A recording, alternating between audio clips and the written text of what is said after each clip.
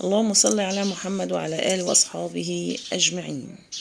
لايك وشير وسبسكرايب مطبخنا على قدنا مع أم أريج. واللي ما اشتركش في القناة يدخل ويشترك في القناة ويشرفني في قناتي ويدوس على الجرس.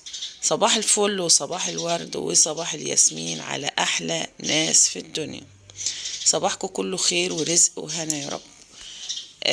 ندخل مطبخنا ونسمي الله ونصلي على رسولنا الكريم ونشوف النهاردة هنعمل ايه.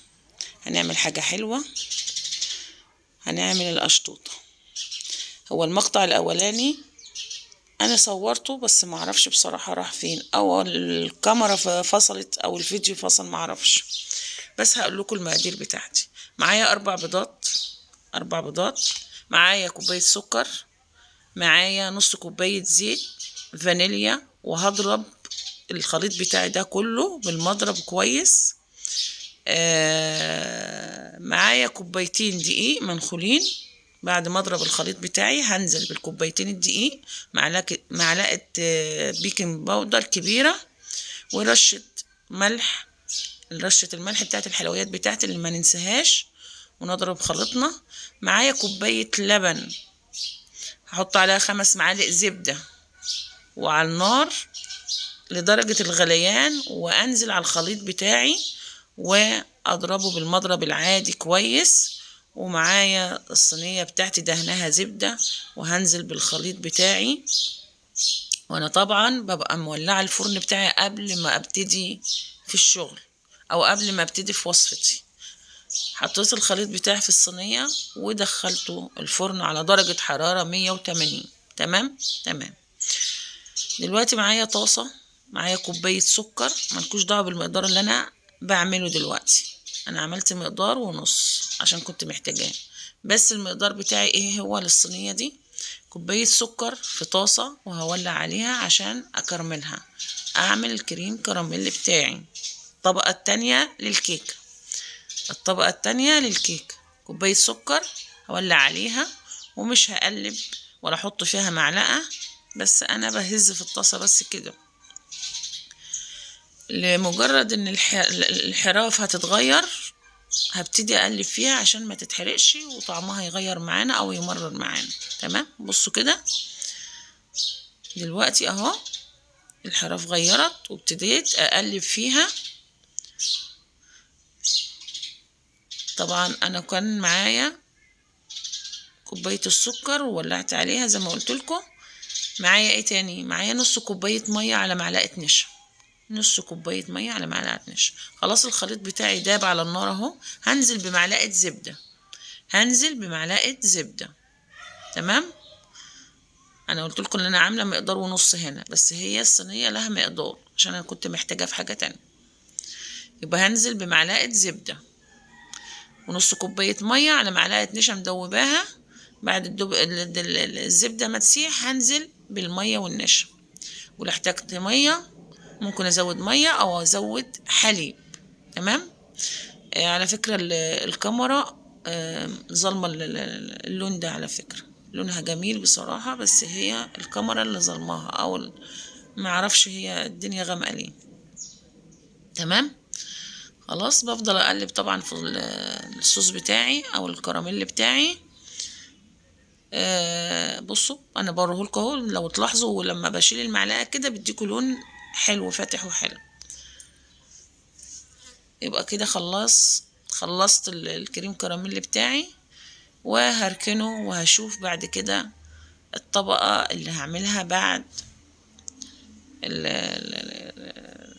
الطبقه اللي انا هعملها على الكيك. تمام.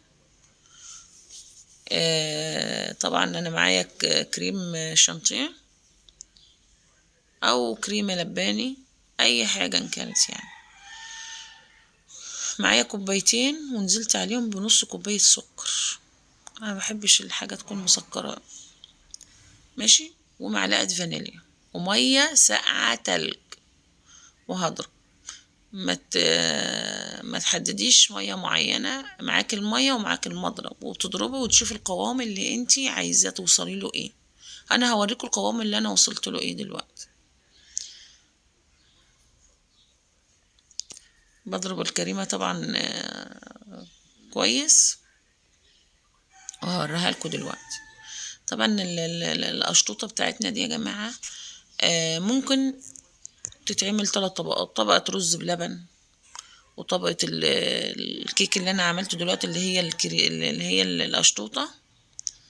بص كده، انا بوريكم، انا قلبت لكم عشان خاطر تشوفوا السمك بتاعها قد ايه. خلاص الكيكة بتاعتي طلعت من الفرن. معايا لتر لبن او حليب، هسقي بيه الكيك. ما عندكش لتر لبن، كفاية نص لتر عادي يعني، كله هيمشي، مفيش حاجة هتقف يعني. تمام. يبقى هسقيها بالحليب بتاعي، ونشوف بعد كده ايه هنعمل ايه.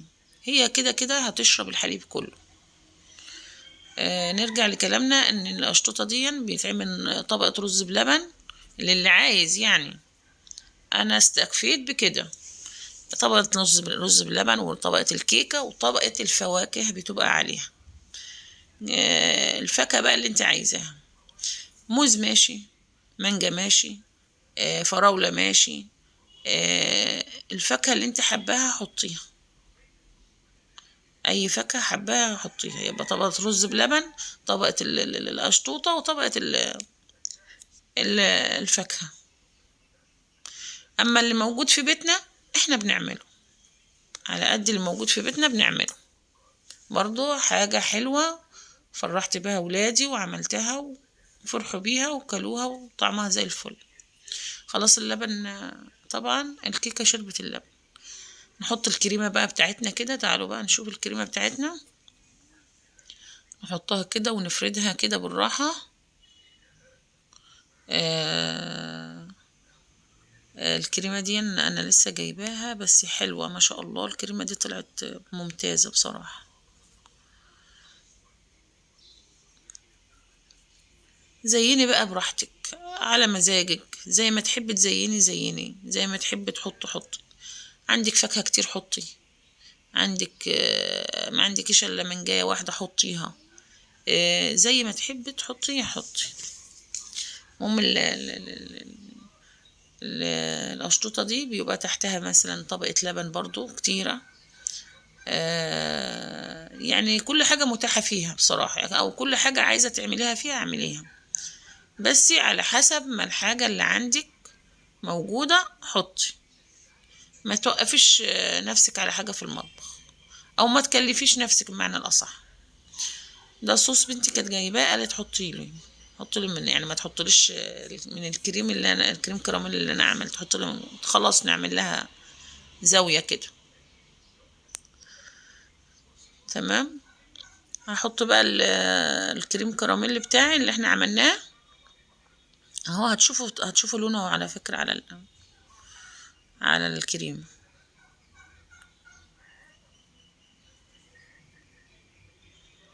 هنفردها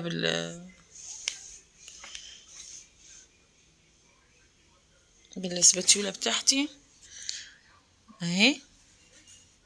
زينا بقى براحتك انت ومزاجك، براحتك خالص. المهم ان هي حاجة حلوة عملتها للولاد فرحوا بيها يعني. القطعة منها غالية جدا بصراحة برا، معرفش على ايه يعني. تتباع في المحلات القطعة برقم خيالي كده. انا جبت بقى الكيس الحلواني، حطيت فيه كريمة، وفتحت فتحة صغيرة كده فيه. ممكن تستكفي بس بخطوط في العرض كده، وتعملها بعصاية الشيش طاووق. انا بقى من كتر الكريمة رحت وجيت يعني كده، براحتنا خالص عندنا الكريمة يعني. تمام. ابص بالشيش طاووق كده، وكنت ممكن اعمل بس بالعرض واروح بالشيش طاووق بس وخلاص واجي. تمام. عندي مانجا مقطعاها برضو، هحط كده يعني على كل قطعة هقطعها واحدة مانجا، واللي عاوز يحط تاني يبقى يحط. يعني في مانجا تحطي. عندك موز حطي، عندك فراولة حطي، عندك الصوصات اللي انتي بتحبيها حطيها على الفاكهة، يعني اي فاكهة حطيتيها وعايزة تحطي عليها صوص، بصوا بقى بألف هنا وصحة. استودعكم الله، والسلام عليكم ورحمة الله وبركاته.